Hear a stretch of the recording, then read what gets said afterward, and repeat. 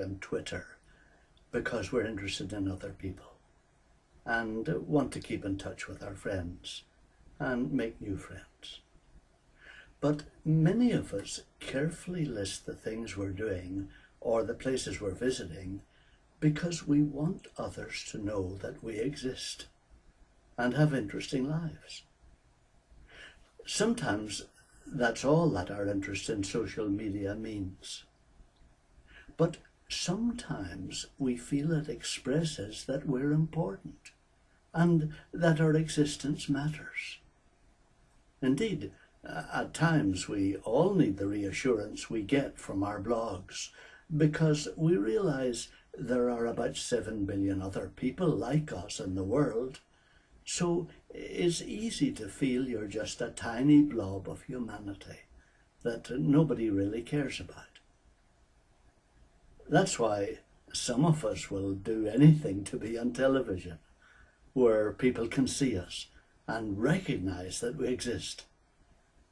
It's very easy in this mass society to feel you're a little zero that means nothing to anyone.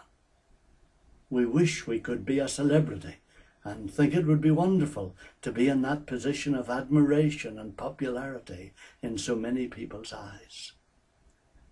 Indeed, we feel we are different from others in all kinds of ways that they don't seem to notice. And this seems more and more likely as our genetic scientists come up with the details of our DNA, which suggests that each of us is absolutely unique. And indeed, that there's no one like us in the whole world, and there never has been. Even though we find this hard to believe, yet we do feel we're different.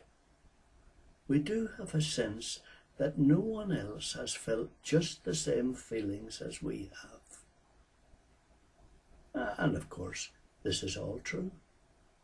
Our Maker's Son, Jesus of Nazareth, likened his Father to a good shepherd that knows each of his sheep by name and that has counted all the hairs of our heads. So it's no wonder that we feel we're different or important or significant, especially when it's evident that our Maker regarded each of us as dear as his only Son. This readiness to put us before his only Son by allowing our predecessors to actually kill him heightens our sense of his estimate of our value in his eyes. And of course, there's no other opinion of us that really matters. So we are born with a real sense of our own value in the eyes of some significant other. And we never lose that sense of personal value. It is impossible to find a substitute for the love of our Creator. There is just no other being who can give us that sense of significance or importance, especially when you know he made you different from everyone else so that he could express through you part of himself that no one else expressed. The result is that strong sense of significance that each one of us has, and that can never be fully satisfied by the recognition or approval of mere human beings. So we find ourselves with a will that insists on asserting itself and its rights at every opportunity. Although it would find itself perfectly at peace in submitting to the one that made it, it cannot bear to submit willingly to any other power, but always searches for a way to assert itself and gain the attention that it thinks it deserves.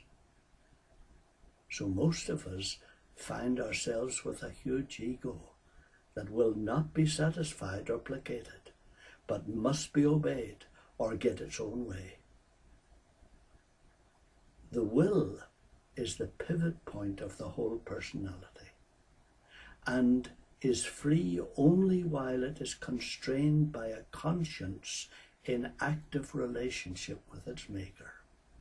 Otherwise, it loses its executive power and becomes a slave to the approval of the outside world. Its real fulfillment is found in directing our personality in accordance with our conscience, which reads God's purposes for each of us, and it is satisfied by nothing else.